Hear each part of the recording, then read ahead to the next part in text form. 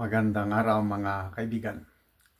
Pag-usapan natin ngayon ang revelasyon ni Atty. Trixie Angeles na sadyang itinatago ng Malacanang, ang Presidential Communications Office, ang grabe ng pagsadsad, pagbulusok sa mga survey ratings ni PBBM. So, wala na talaga. Yung transparency, wala na. Talagang itinatago nila ito. At salamat kay Atty. Trixie. Pakinggan natin yung pahayag ni Atty. Trixie tungkol ito. Then mamaya magbigay ako ng reaction. Which is of course super duper secret daw.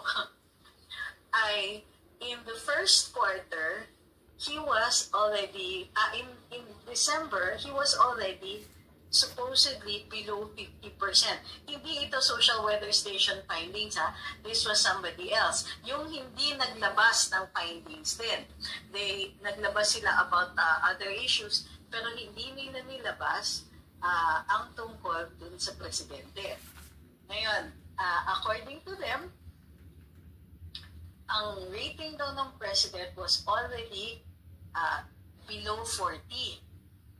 Was already at 40 at about this time. And in the first quarter is registering at 33%. Okay. So, ito. Bakit tayo nabutol? It just so happens kasi na confluence Fine. of events sunod-sunod. So, let's start with that survey. In April 4th, nag-post, thank you Alex, nag-post po ang Social Weather Station ng latest survey nila about the next top officials. Take note of the term, next top officials. Bakit next? As it turns out, it starts from the Vice President, and then the Senate Speaker, and then the Senate President, and then the House Speaker, and then the Chief Justice of the Supreme Court.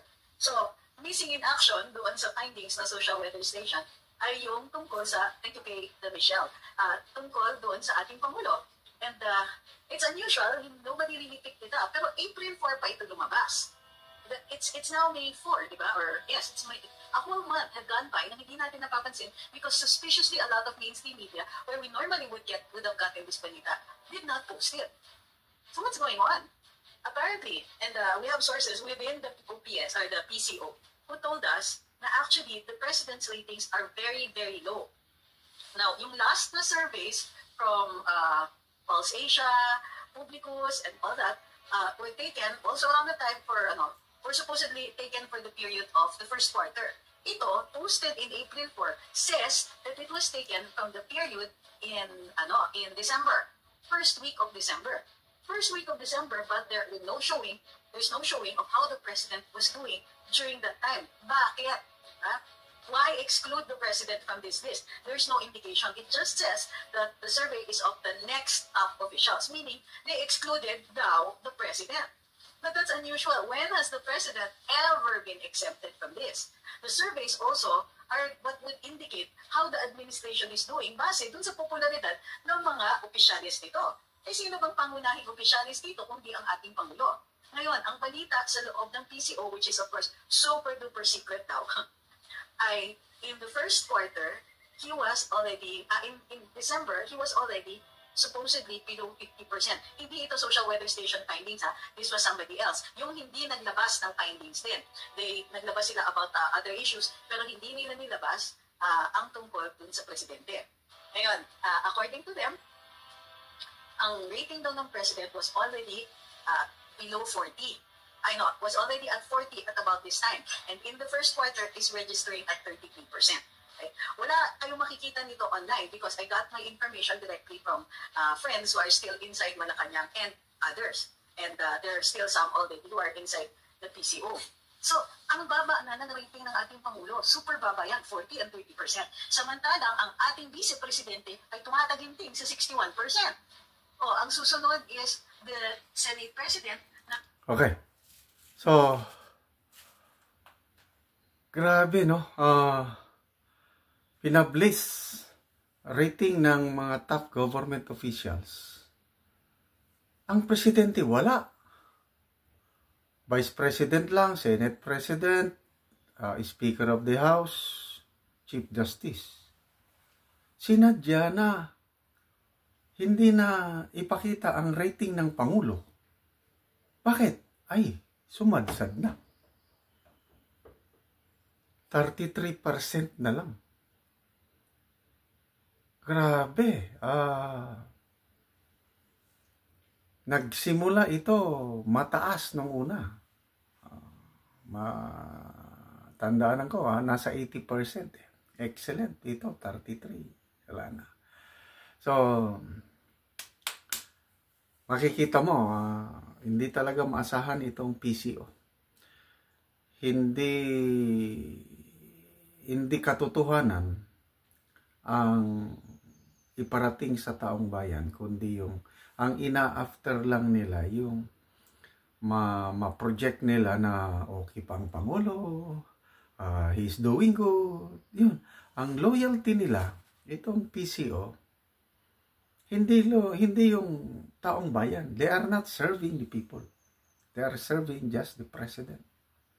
Kung ano ang mabuti sa presidente, kung anong mabuti para sa kanyang political career, yun lang ang ipalabas. Kailan yung katotohanan?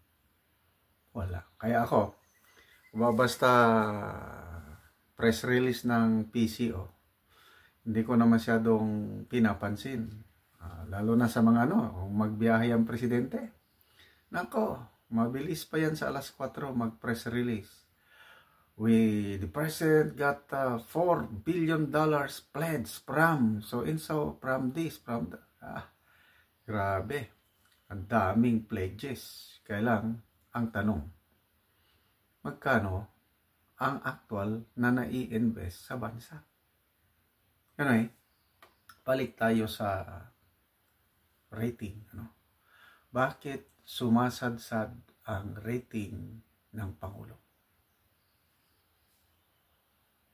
Mga rason, yung inflation, sobrang pagtaas ng presyo ng bilihin, lalo na sa pagkain, hindi nila kayang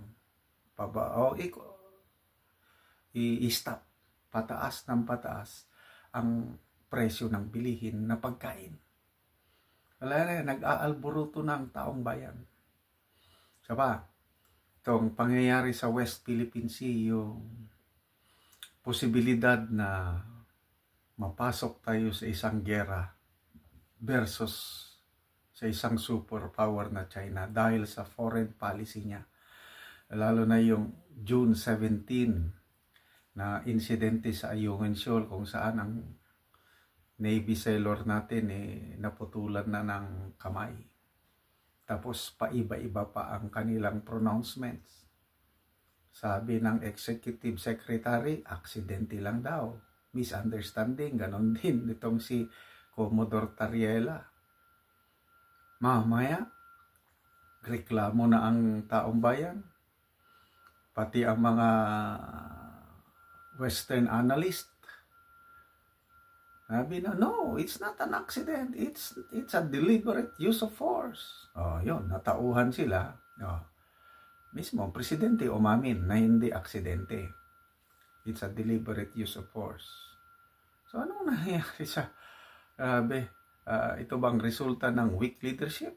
I don't know. Ano ba? Corruption. Kaliwat kanan ang korupsyon sa gobyerno ngayon. Hindi nila masawata o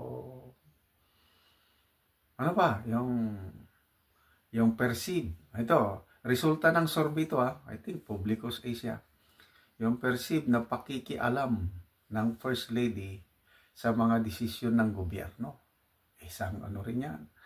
Isang dahilan. Dalawa daw ang presidente natin.